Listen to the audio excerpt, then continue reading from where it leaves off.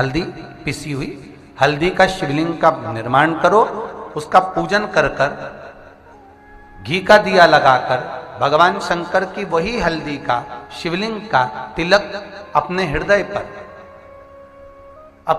पर चाहे पुरुष हो चाहे स्त्री हो, अपने हृदय पर कंठ के पास उस तिलक को लगाएं और बाबा का विसर्जन उसी बेलपत्री के पेड़ के नीचे जल डालकर कर दें। महाराज यश मिलना प्रारंभ हो जाता है।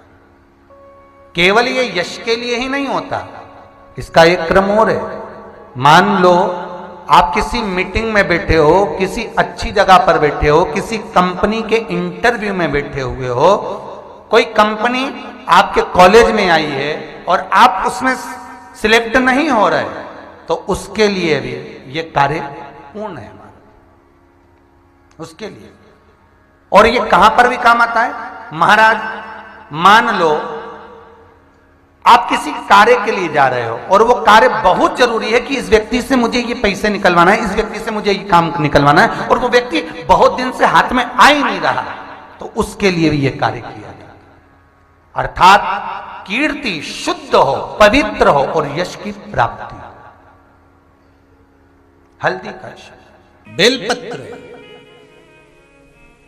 चढ़ाने का भी एक तरीका होता है, समझ में आता है? सीधा बेलपत्र और उल्टा बेलपत्र समझ लेना, बहुत अच्छे से समझिएगा।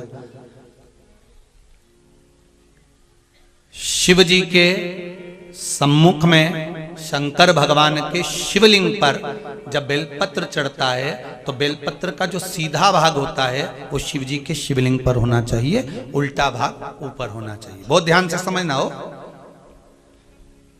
जब नंदीश्वर को बेलपत्र चढ़ाते हो, नंदी जो बाहर होता है उसको बेलपत्र चढ़ाते हो, तो नंदी को दो जगह बेलपत्र चढ़ती है, आपको ध्यान में होगा। पहली बेलपत्र नंदी को जब चढ़ती है तो नंदी के सामने चढ़ती है, तो उसका बेलपत्री का जो डंडी का मुख है वो नंदी की ओर होता है और बेलपत्री की पत्ती का मुख शंकर जी की ओर होता है। समझ में आ रहा है सबको? डंडी का मुख, जैसे नंदी ऐसे बैठा है तो डंडी का मुख नंदी की ओर होगा, पत्ती का मुख शिव के, और ये सीधी की सीधी नंदी के सामने नीचे रखा जाती है, नंदी के सम्मुख। और एक बेलपत्र जब नंदी के ऊपर चढ़ती है तो डंडी का मुख शिव जी के ऊपर होता है और इस पत्ती का मुख नंदी के सिर पर नंदी की ओर होता है। ये दोनों में बहुत अंतर है महाराज। जैसे कोई बच्चा कोई कंपटीशन एग्जाम के लिए जा रहा हो या कोई परीक्षा देने के लिए जा रहा हो और पढ़ाई करे, स्मरण करे, तैयारी करे, वो अपनी जगह पर है। और ऐसा नहीं होता कि बच्चे पढ़ते नहीं है या तैयारी नहीं करते हैं। इसके बाद भी अगर उनका इंटरव्यू में पास नहीं होते या एग्जाम में पास नहीं होते तो उसके लिए ये दोनों बेलपत्री बड़ी काम करती है। बहुत ध्यान देना, जो नंदी के सामने बेलपत्र रखकर जाना, शिव जी के सम्मुख में बेलपत्र रखकर जाना, मतलब नंदी के सम्मुख में जब रखाएगी तो डंडी जम के बोली है कहाँ होना चाहिए?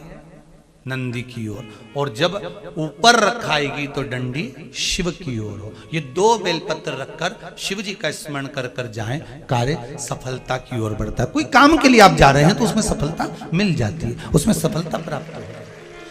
शिव जी को बेलपत्र चढ़ा रहे हो, जो चिकना भाग है, सीधा भाग शिव जी के ऊपर, शंकर भगवान के ऊपर। थाली में अगर शिवलिंग का निर्माण कर रहे हो, पार्थिव शिवलिंग का निर्माण कर रहे हो, तो थाली में जब बेलपत्र रखोगे तो सीधी रखोगे, फिर उसके ऊपर शिवलिंग का निर्माण करो। अगर आप निर्माण करते हैं पार्थिव शिवलिंग का और बनाते हैं बेलपत्र का नीचे, महाराज शंभु शरणे पड़ी मांगू घड़ी रे घड़ी, दुख काटो दया करी ने दर्शन। महाराज शिव महापुराण की कथा कर रही है। विदवल उरुतपल को बाता कुंदुक का प्रहार कर कर माता पार्वती जी ने कुंदुक प्रहार कर कर उनका संहार कर दिया।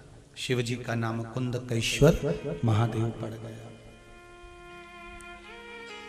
उंदकेश्वर महादेव को सबसे ज्यादा कोई चीज चढ़ती है तो सफेद पुष्प चढ़ता है। कौन सा पुष्प चढ़ता है?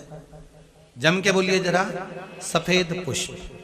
इसलिए निवेदन है, महालक्ष्मी पूजन करने वालों, लक्ष्मी जी की पूजन करने वालों, माता लक्ष्मी का स्मरण करने वालों, थोड़ा सावधानी से स्मरण करिएगा।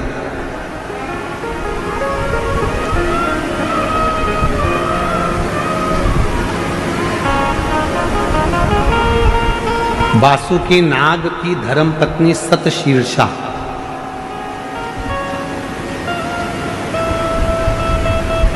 कौन की पत्नी है? सतशीर्षा, वासुकी नाग की पत्नी सतशीर्षा। शिव जी के गले में जो नाग पड़ा रहता है, शंकर जी के गले में जो सर्प होता है, उसकी पत्नी का नाम है सतशीर्षा। बोलो जरा, नाम बोलो। आवाज नहीं आई। सतशीर्षा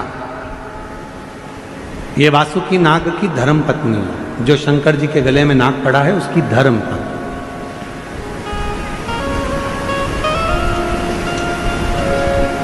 कहते हैं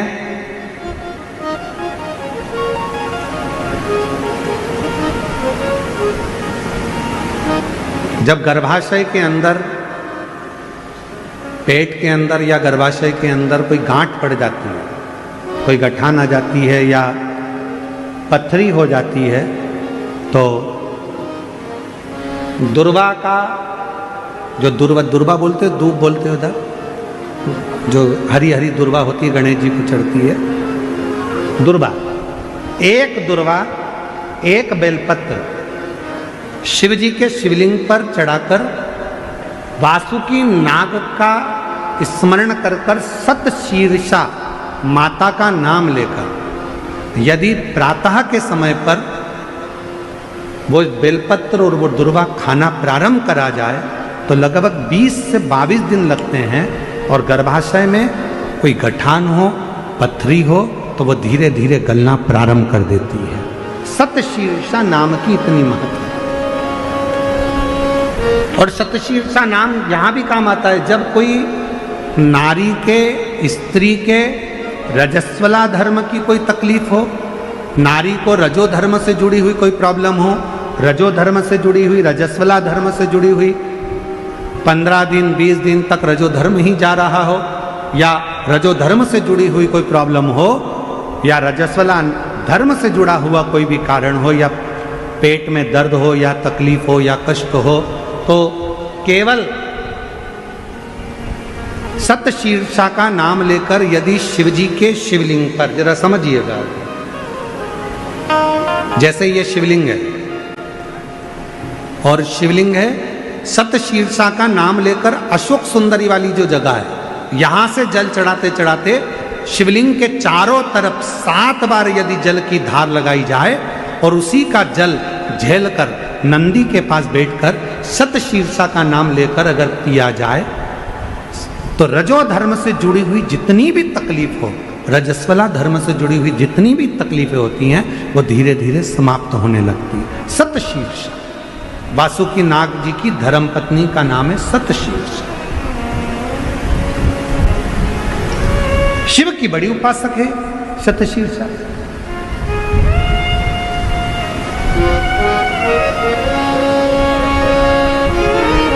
कहते हैं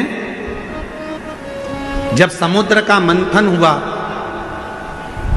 देवता और राक्षसों ने मिलकर मंथन करा और वासुकी नाग की नेति बनाकर, सुमेरु पर्वत की रई बनाकर जब मंथन करना प्रारंभ करा कच्छप भगवान की पीठ पर, और मंथन करते करते जब सब लक्ष्मी, माणिक, मोती, ऐरावत, अप्सरा, गंधर्व सब आनंदित, विष, अमृत सब निकल गया, तब आखिरी में जो नेति थी वासुकी नाग थे, उनको ले जाकर एक कोने में डाल दिया। घिसते घिसते घिसते घिसते वासुकी नाग का पूरा शरीर बेकार हो चुका था, पूरा शरीर बेकार हो गया। तब शिव महापुराण की कथा कहती है, सतशीर्षा ने अपने पति वासुकी से कहा कि तुम चिंता मत करो, तुम्हारे शरीर में बहुत कष्ट हो रहा है, मैं जानती हूं। मैं ये जानती हूं कि तुम्हारे शरीर में कष्ट हो रहा है, तुम चिंता मत करो। सतशीर्षा ने अपने पति के पास में बैठकर शिव के नाम का उच्चारण करना प्रारंभ करा। तब देव अधिदेव महादेव जिस जगह पर वासुकी नाग पड़े हुए थे, गिरे हुए थे, रखे हुए थे, क्योंकि शरीर की हड्डियां टूट चुकी थी, पूरा शरीर कंकाल हो चुका, मंथन करता। सतशीर्षा ने उनके पास में बैठकर शिव जी के नाम का उच्चारण करा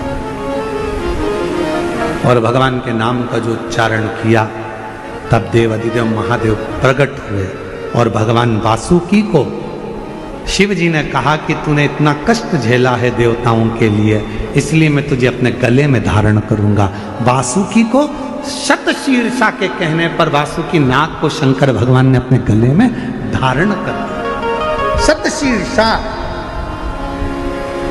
वासुकी नाग देवता की धर्म पत्नी, एक ऐसी धर्म पत्नी जो भगवान शंकर की आराधना में, साधना में, भजन में, कीर्तन में, स्मरण में डूबी रहे, वो भक्ति और एक मुक्ति।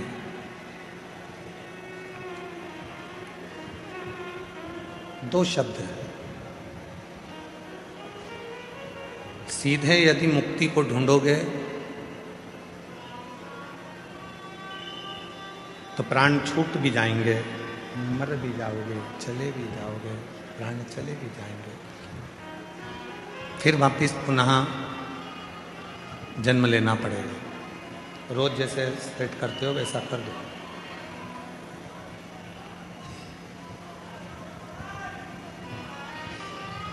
सीधे मुक्त होना, प्राण चले गए, शरीर चला गया, फिर वापिस जन्म लिया और जन्म लेकर फिर इस संसार सागर में आ गए।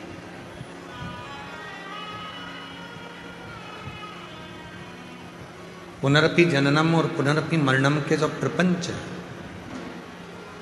उसी संक्राल में यदि हम चल रहे हैं तो ये केवल मुक्ति का पथ नहीं हो सकता।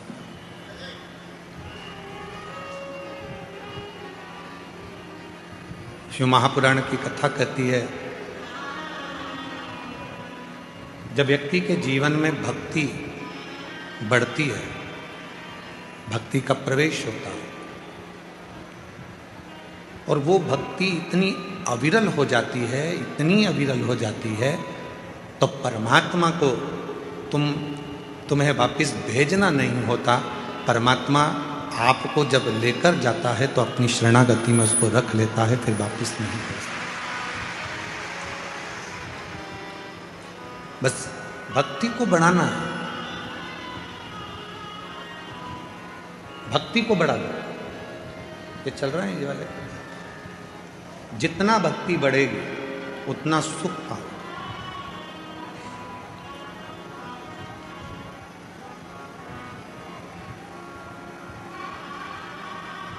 मकान लोन पर मिल सकता है,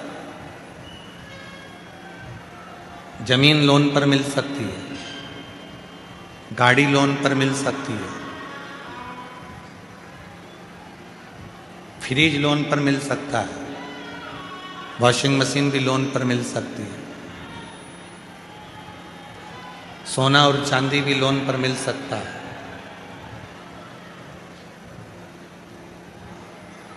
गाड़ी लोन पर मिल जाएगी, जमीन लोन पर मिल जाएगी, प्रॉपर्टी लोन पर मिल जाएगी, बंगला लोन पर मिल जाएगा, सब कुछ लोन पर मिल सकता है। पर एक भक्ति और दूसरी मुक्ति, ये कभी लोन पर नहीं मिलती। ये दोनों लोन पर नहीं मिलेगी, ना भक्ति लोन पर मिलेगी, ना मुक्ति लोन पर मिलेगी, दोनों में लोन नहीं मिल सकती। अपने को खुद स्वयं के प्रबलता से, स्वयं के भाव से भक्ति को प्रकट करना।